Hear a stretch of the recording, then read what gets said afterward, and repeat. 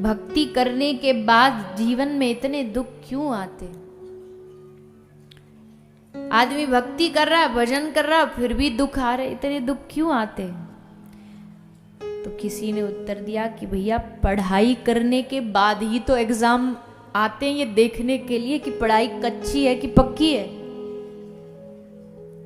Exam तभी तो आएंगे, परीक्षाएं जब ही तो आएंगी जब पढ़ लोगे। अब 10वीं तक पहुंचे नहीं तो 10वीं की परीक्षा कैसे दे दोगे? और एक बात और है, जैसे जैसे तुम्हारी क्लास बढ़ती जाएगी परीक्षा उतनी टफ होती जाएगी, एग्जाम उतने ही टफ होते जाएंगे। पहली क्लास के से ज्यादा टफ एग्जाम होंगे दूसरी क्लास के, दूसरे से तीसरी ज्यादा होगी, क्योंकि क्लास बढ़ रही है। भक्ति की भी क्लास होती है, भक्ति के भी स्टैंडर्ड होते हैं। जैसे जैसे भक्ति बढ़ती है परीक्षाएं और कठिन होती जाती हैं। परीक्षाएं चाहे वो दुखों की हो चाहे विपत्तियों की हो, वो और कठिन होती जाती है। भगवान देखते हैं कि पक्के सत्संगी हो कि कच्चे हो।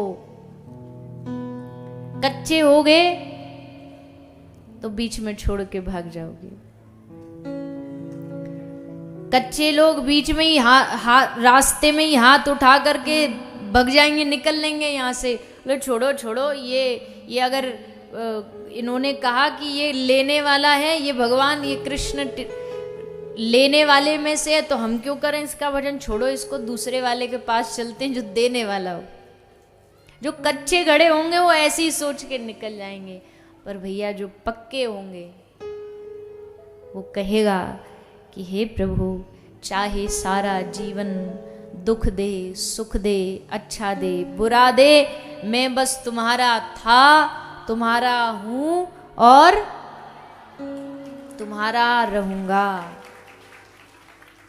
चाहे अब कितने भी धक्के दे दे के भगा दो, ठोकर मार मार के भगा दो, दरवाजे बंद कर दो, पर तुम हटीले हो तो हम भी किसी से कम नहीं, हम भी हटीले।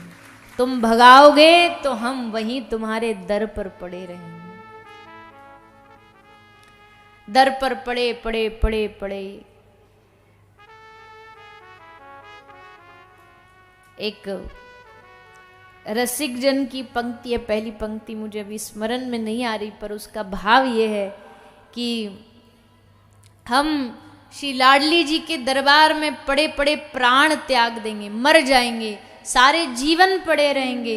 अगर सारा जीवन भी वो हमको नहीं देखेंगी तो भी वहीं पड़े पड़े प्राण त्याग देंगे। जब मरेंगे तब तो एक बार नजर उठा के देखेंगी और पूछेंगी ये कौन परे दरबार, कौन परा है, ये कौन यहाँ दरवाजे को घेरे पड़ा है, ये सीढ़ियों को घेरे पड़ा है।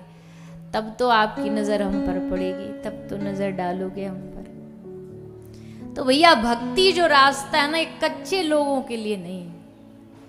कच्चे लोग भक्ति के रास्ते पर चल नहीं सकते।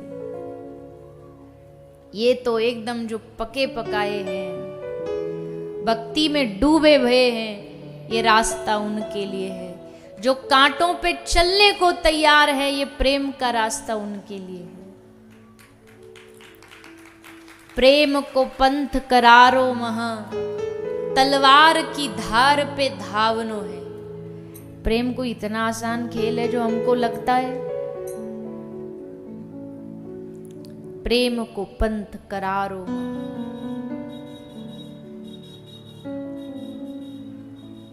तो पर इसका मतलब ये, अब ये सब बात सुन के बिल्कुल भी हृदय में, मन में घबराना मत, डरना मत कि दुख आएंगे, संकट आएंगे। आएंगे भी तो, जैसा कहा ना, कांटे भी फूल लगने लगेंगे जब ठाकुर जी की कृपा होगी तो वो भी पुष्प समान लगने लग जाते हैं।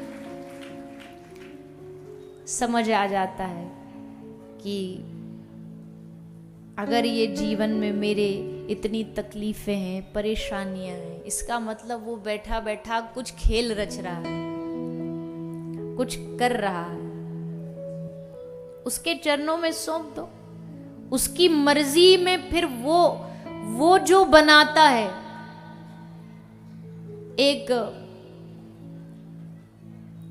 एक कुम्हार था, एक मैया आई आज मिलने, अब ये बात पे याद आ गई, बोलती आप कभी कभी कथा में कुम्हारों का उदाहरण दे तो मुझे बड़ी खुशी होती है, मैं कुम्हार हूँ। तो मैंने कहा वाह मैया। तो पता नहीं बैठी भी होगी सुन रही होगी। तो मैया एक कुम्हार था। तो कुम्हार क्या कर रहा था, कुम्हार मिट्टी से एक आकृति बना रहा था, कुछ सामान बना रहा था। तो बहुत देर तक उसने, क्योंकि उसको बनाने में मिट्टी के पात्र को बहुत टाइम लगता है, तो पहले उसने खूब बनाया खूब बनाया खूब बनाया। आधा बन गया, आधा बन गया। तो फिर कुम्हार ने वो आधा बना बनाया जो आकृति, जो शेप था मिट्टी का, उसको मिटा दिया ऐसे करके, मिट्टी में मिला के फिर से दोबारा कुछ बनाने लगा। तो मिट्टी ने उस कुम्हार से पूछा कि भाई पहले तो तू, तेरा मन कुछ और बनाने का था, अब तो कुछ लगता है मन बदल गया तेरा, तू कुछ और बना रहा है। उसने कहा हाँ। पहले क्या बना रहा था?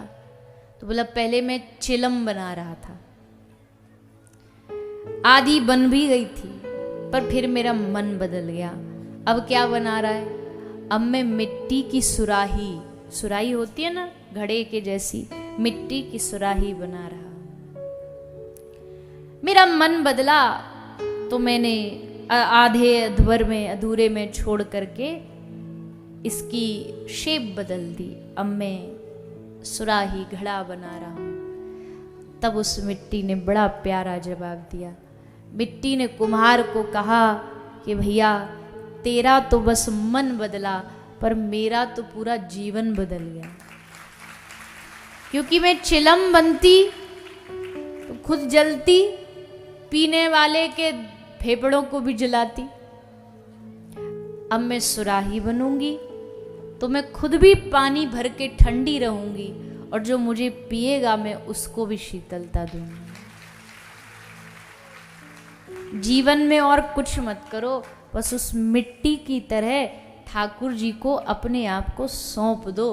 तू सुराही बना या तू चिलम बना, घड़ा बना, जो तेरी मर्जी है तू बना। हम तो पड़े हैं तेरे चरणों में माटी बन करके, आकृति तुझे देनी पड़ेगी। तुझे जो पसंद आए इस शरीर से वो करा ले। इस शरीर से अगर तुझे कुछ अच्छा कराना है तो अच्छा करा ले, कुछ बुरा कराना बुरा करा ले, पर हैं हम तुझे समर्पित, है हम तेरे चरणों में। निर्णय तू कर। शरीर क्या है? शरीर पंच भौतिक शरीर है। एक ना एक दिन जल करके चिता में मर जाएगा, फूंक दिया जाएगा, नष्ट हो जाएगा। तो क्यों ना जलने से पहले इस शरीर से जितनी हो सके उसकी सेवा कर सके। और ये मौका कभी कभी किसी किसी को ही प्राप्त होता है। ये मौका श्रीहरि किसी किसी को देते हैं। अपने व्यक्तिगत जीवन की भी बात करें तो लोग कई बार प्रश्न करते हैं, और लोग क्या अपने मन में भी कभी कभी आ जाता है कि भैया इतनी भाग दौड़ किस लिए? एक जगह कथा विश्राम नहीं होती, फिर दूसरी जगह भागना, फिर भागना। लोगों को लगेगा ये पैसों की दौड़ है, लोगों को लगेगा ये नाम कमाने की दौड़ है, लेकिन ये तो नहीं कहेंगे कि इच्छाओं से परे हो गया है मन, नहीं, बिल्कुल भी नहीं। लेकिन इतना जरूर है कि ये मन में बात आती है कि जब तक ये शरीर रूपी मशीन चल रही है तब तक इसको भगवान और भगवान के नाम गुणगान में जितना लगा दिया जाए लगा देना चाहिए। एक दिन तो जाके जाम होगी। एक दिन तो जाके इसमें जंग लगेगा ही लगेगा, एक दिन तो जाकर के शरीर जलेगा ही जलेगा। तो क्यों ना इसकी एक्सपायरी डेट आने से पहले इस शरीर से जितना बन पड़े, जितना बन सके, अपने भगवान और उनके जनों की सेवा कर ली जाए। क्यों? क्योंकि बिना इसके जीवन में सब बेकार है।